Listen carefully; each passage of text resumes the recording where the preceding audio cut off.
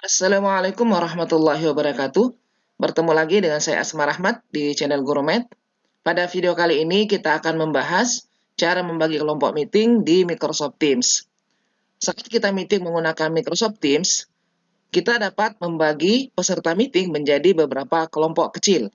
Misalnya ya, seorang guru melakukan pembelajaran, perlu membagi siswanya menjadi beberapa kelompok diskusi. Nah, ini bisa dilakukan di Microsoft Teams. Demikian juga misalnya kalau kita lakukan rapat, lalu kita perlu membagi peserta rapat menjadi beberapa komisi, mendiskusikan masalah tertentu, maka ini juga kita bisa lakukan dengan mudah dengan menggunakan fitur yang ada di Microsoft Teams, yaitu Breakout Rooms.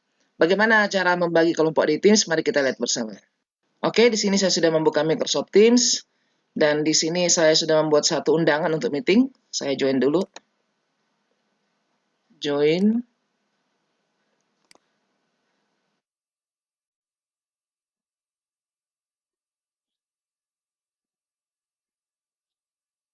Oke, ini saya join.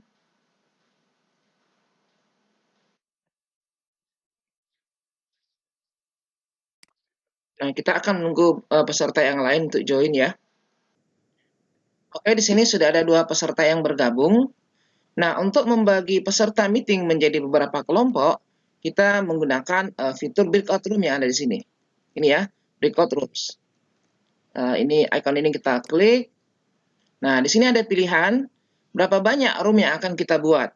Ya, kita lihat di sini dari 1 sampai 50 room. Jadi, kalau pesertanya banyak ya, misalnya sampai ratusan, 200 orang misalnya, satu kelompok 4 orang bisa kita bagi menjadi 50 kelompok. Nah, karena di sini yang bergabung cuma 2, kita akan bagi 2 kelompok. Jadi nanti 1 orang per kelompok ya, misalnya seperti itu, sebagai contoh. Kemudian di sini ada pilihan, apakah kita akan membagi kelompok secara otomatis ya, automatically atau secara manual. Kalau secara otomatis, misalnya kita punya siswa 36 orang ya, lalu kita ingin membagi jadi 6 kelompok. Maka nanti kalau kita pilih otomatis, Teams yang akan membagi 36 siswa itu menjadi 6 kelompok. Sedangkan kalau kita pilih manual, misalnya kita ingin bagi jadi 6 kelompok, maka kita yang akan menempatkan masing-masing peserta ke dalam kelompok yang kita buat. Nah, itu perbedaannya ya. Jadi kalau otomatis, maka Teams yang akan menempatkan peserta ke dalam kelompok. Sedangkan kalau kita pilih secara manual, maka kita yang akan menempatkan setiap peserta ke kelompok yang sudah kita tentukan.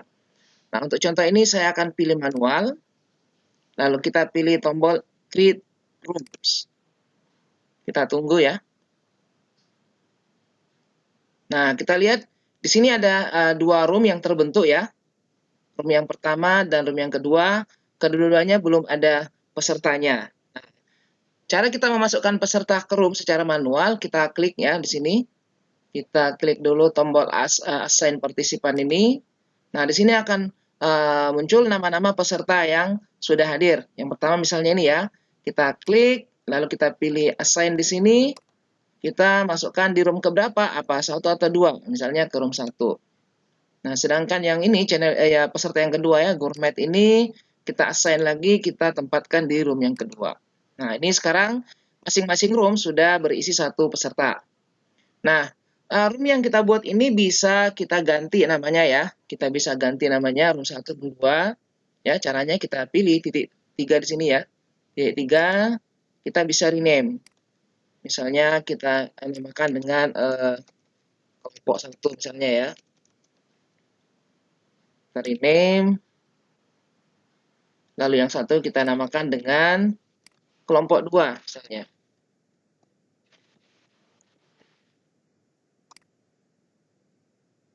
Oke. Nah, kemudian bagaimana kalau misalnya ada peserta yang baru join ya, terlambat join. Kita sudah membagi kelompok, tiba-tiba ada peserta yang baru bergabung. Bagaimana caranya kita masukkan peserta tersebut ke dalam kelompok yang sudah ada. Nah, misalnya di sini ada peserta yang baru bergabung ya, siswa 17 misalnya.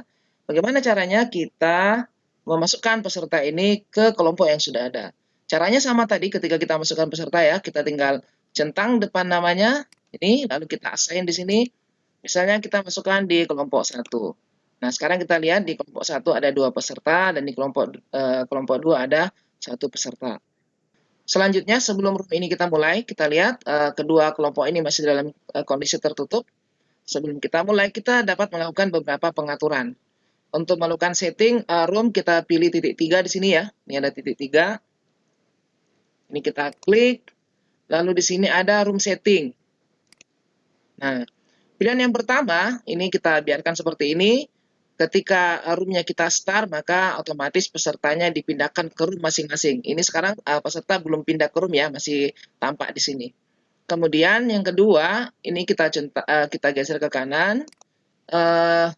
Pilihan ini kita inginkan nanti setelah room diskusi sudah selesai, maka semua peserta kembali ke room utama. Ini room utama ya, utama. Nanti kalau sudah diskusi di masing-masing room sesuai dengan waktu yang kita tentukan, maka peserta kembali ke room utama. Kemudian ini yang kita klik kembali ya, kita kembali. Kemudian kita juga bisa membuat ulang kelompok ini ya. Kita bisa create ulang kelompok. Caranya kita pilih titik 3 di sini ya. Lalu di sini ada recreate rooms. Ya, misalnya saat kita bagi kelompok tadi ada kesalahan, kita perlu membuat kelompok ulang. Nah, kita tinggal pilih tombol ini recreate, lalu kita lakukan hal yang sama seperti tadi ya. Apa kelompok yang akan kita buat, lalu apa kita pilih secara otomatis atau manual, lalu menempatkan peserta pada room masing-masing. Ini saya cancel saja. Kemudian kita juga bisa menambah room yang baru ya. Misalnya kita butuh 3 room atau lebih, kita tinggal tambah add room di sini. Ya, di sini sudah ada room yang ketiga.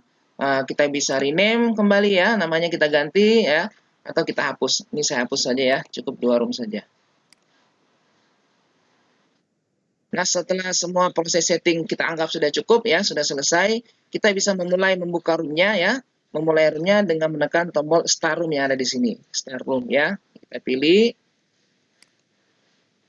Nah, sekarang kita lihat room ini sekarang ya dalam proses opening semuanya.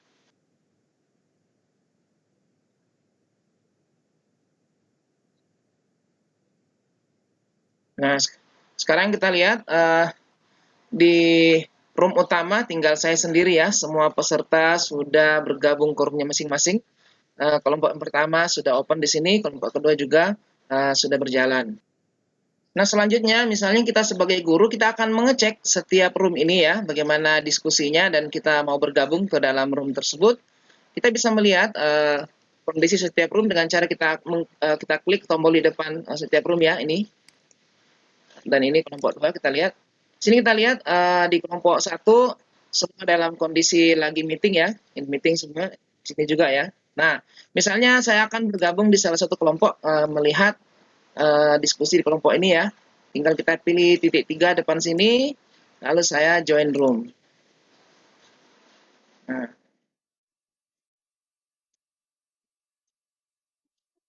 oke, sekarang saya bergabung di room kelompok 1 ya. Kelompok 1 di sini ada 2 peserta ya.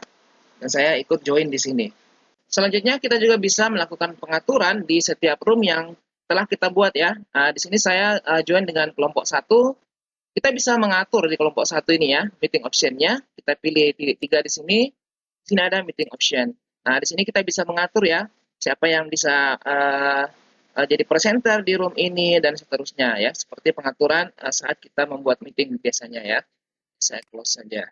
Selanjutnya kita akan melihat di tampilan siswa atau peserta meeting di setiap room ya. Apa yang mereka bisa lakukan di masing-masing room, kita akan buka di tampilan siswa. Di sini saya akan buka dengan browser. Nah, ini di kelompok 1 tadi ya, ada 3 orang yang bergabung ya. Ada 2 peserta, kemudian saya juga tadi sebagai guru join di sini. Nah, kita lihat di tampilan siswa mereka bisa melakukan beberapa hal ya. Tetap bisa melakukan chat seperti ini ya. Mereka tetap bisa melakukan chat. Misalnya sini menyapa ya. Apa bahan. Nah, ini ya ada notifikasi.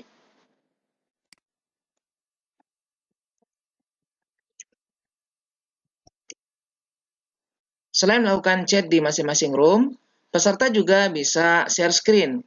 Ya, ini ada tombol share screen. Peserta masing-masing room bisa melakukan share screen, berbagi desktop, ataupun misalnya berbagi whiteboard. Nah, semua aktivitas yang dilakukan oleh peserta di masing-masing room itu bisa dimonitor oleh guru nantinya. Oke, seperti itu tampilan pada peserta room ya, atau pada siswa yang bergabung di masing-masing kelompok. Oke, di sini saya sudah kembali ke tampilan guru ya. Masih di kelompok 1. Untuk keluar dari room 1 ini atau kelompok 1 ini, kita tinggal pilih tombol return di sini ya. Ini kita pilih. Nah, sekarang saya kembali ke room utama. Oke. Kalau kita mau cek ke room yang kedua, tinggal kita pilih lagi ya. Kita pilih room 2, kita join. Caranya seperti pada room yang pertama tadi. Kemudian misalnya diskusi di masing-masing kelompok sudah hampir berakhir ya, maka kita sebagai guru bisa memberikan informasi ya, pengumuman ke masing-masing kelompok. Nah, caranya kita tidak perlu masuk ke setiap kelompok, cukup kita berikan satu kali pengumuman yang akan terkirim ke semua kelompok yang ada ya. Caranya kita pilih titik 3 di sini ya, depan break room ada titik 3 di sini. Ini kita pilih, lalu di sini ada make an announcement ya, kita buat pengumuman. Nah, kita tuliskan ya, misalnya diskusi, waktu untuk diskusi tersisa 5 menit. Nah, kita kirim ya, send. Maka informasi tadi akan terkirim ke semua kelompok ya. Kita lihat dari sini bagaimana tampilannya. Nah, di sini kita lihat ya, dari sisi siswa, sini ada pengumuman dari guru ya, waktu untuk diskusi tersisa 5 menit. Selanjutnya, misalnya waktu untuk diskusi di setiap kelompok sudah berakhir ya, kita bisa menutup room yang sudah kita buat tadi ya, kelompok-kelompok kecil ini kita bisa tutup. Kemudian nanti semua peserta meeting di setiap kelompok kembali ke room utama. Nah, cara untuk menutupnya kita tinggal tekan tombol close room di sini ya. Tinggal pilih classroom. Maka nanti semua peserta akan kembali ke room utama. Oke, ini proses closing ya. Nah, kita lihat sekarang ya, semua peserta diskusi di setiap room tadi sudah kembali ke room utama. Nah, untuk mengakhiri meeting ya, seperti biasa, untuk mengakhiri meeting ini kita tinggal pilih di sini ya, tombol yang kita pilih, lalu kita end meeting. Ya, ini kita tutup. Oke, meetingnya sudah berakhir ya. Ini saya close saja. Nah, sekarang kita bisa mengecek aktivitas yang tadi dilakukan oleh semua peserta di room meeting masing-masing ya. Misalnya tadi chat, apa yang mereka chat dan seterusnya ya, apa yang mereka bagi lewat whiteboard dan seterusnya, kita bisa lihat di sini ya. Kita masuk ke menu chat di sini. Nah, di sini kita lihat, di sini ada dua kelompok ya, kelompok 1 dan kelompok 2 yang tadi kita buat. Kelompok 1. Nah, di sini di kelompok 1 kita bisa lihat diskusi apa yang mereka lakukan ya, chat apa yang mereka tuliskan. Itu bisa kita pantau di sini ya. Di sini ya. Kemudian seandainya ada file yang mereka bagi ya, karena di masing-masing room juga bisa berbagi file, kita tinggal cek. Kalau ada yang lainnya, misalnya whiteboard, ya, mereka share konten whiteboard juga bisa kita cek di sini. Oke. Oke, seperti itu cara kita membagi peserta meeting menjadi kelompok-kelompok kecil sehingga mereka bisa berdiskusi di masing-masing kelompok tanpa saling mengganggu antara kelompok yang satu dan kelompok yang lainnya. Oke, demikianlah tadi cara membagi peserta meeting menjadi kelompok-kelompok diskusi yang kecil ya, sehingga peserta bisa berdiskusi di masing-masing kelompoknya tanpa mengganggu antara satu kelompok dengan kelompok yang lainnya. Nah, kemudian di akhir diskusi kita bisa kembalikan peserta ke room utama untuk melanjutkan pembelajaran.